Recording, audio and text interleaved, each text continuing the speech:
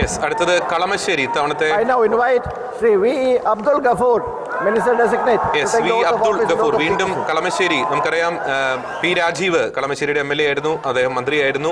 വീണ്ടും ഇതാ കളമശ്ശേരി ഒരു മന്ത്രി മണ്ഡലമായി മാറുന്നു. അന്തരിച്ച മുൻ മന്ത്രി VK ഇബ്രാഹിം കുഞ്ഞിന് ശേഷം എറണാകുളം ജില്ലയിലെ മുസ്ലിം ലീഗിന് ഒരു മന്ത്രിയെ കൂടി ലഭിക്കുകയാണ്. അദ്ദേഹത്തിന്റെ മകൻ V അബ്ദുൾ ഗഫൂറിലൂടെ കഴിഞ്ഞ LDF ഭരണകാലത്ത് ഞാൻ പറഞ്ഞതുപോലെ കളമശ്ശേരി മണ്ഡലത്തിൽ നിന്ന് തന്നെയായിരുന്നു ജില്ലയിലെ ഏക മന്ത്രിയായ പി രാജീവ് ജയിച്ചത്. ഇത്തവണ ശക്തമായ പോരാട്ടത്തിൽ അദ്ദേഹത്തെ പി രാജീവിനെ 16,000-ഓളം വോട്ടുകളുടെ വമ്പിച്ച ഭൂരിപക്ഷത്തിൽ തന്നെയാണ് ശ്രീ അബ്ദുൾ ഗഫൂർ പരാജയപ്പെടുത്തുന്നത്.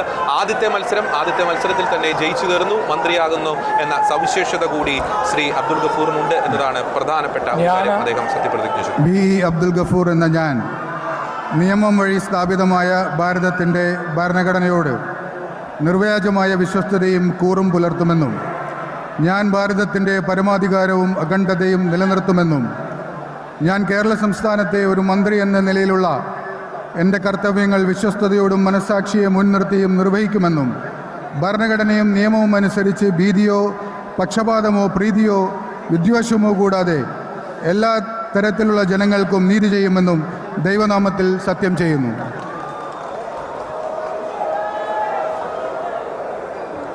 ഞാൻ V അബ്ദുൾ ഗഫൂർ എന്ന ഞാൻ കേരള സംസ്ഥാനത്തെ ഒരു മന്ത്രി എന്ന നിലയിൽ എൻ്റെ പരിഗണനയിൽ കൊണ്ടുവരുന്നതോ എൻ്റെ അറിവിൽ വരുന്നതോ ആയ ഏതെങ്കിലും വിഷയം അങ്ങനെയുള്ള മന്ത്രി എന്ന നിലയിലുള്ള എൻ്റെ കർത്തവ്യങ്ങളുടെ മുറപ്രകാരമുള്ള നിർവഹണത്തിന് ആവശ്യമാകുന്നതൊഴികെ ഞാൻ ഏതെങ്കിലും ആളുകൾക്കോ നേരിട്ടോ നേരിട്ടല്ലാതെയോ അറിയിച്ചു കൊടുക്കുകയോ വെളിപ്പെടുത്തി കൊടുക്കുകയോ ചെയ്യുകയില്ലെന്ന് ദൈവനാമത്തിൽ സത്യം ചെയ്യുന്നു.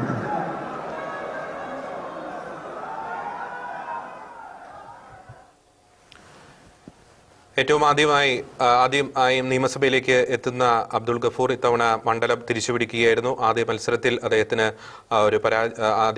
അദ്ദേഹത്തിന് ഒരു പരാജയം രുചിക്കേണ്ട ഒരു അവസ്ഥയുണ്ടായിരുന്നു. പിന്നീട് വീണ്ടും മണ്ഡലം തിരിച്ചുപിടിക്കുന്നു, ലീഗിന് വേണ്ടിയിട്ട് മണ്ഡലം തിരിച്ചുപിടിക്കുന്നു. പഠന കാലഘട്ടത്തിൽ ക്രിക്കറ്റ് കളിയിലൊക്കെ അദ്ദേഹം സജീവമായ സംസ്ഥാന അണ്ടർ-16 ക്രിക്കറ്റ് ടീമിലേക്കൊക്കെ അദ്ദേഹം തിരഞ്ഞെടുക്കപ്പെട്ടിട്ടുണ്ട് എന്നതാണ് പ്രധാനപ്പെട്ട ഒരു കാര്യം.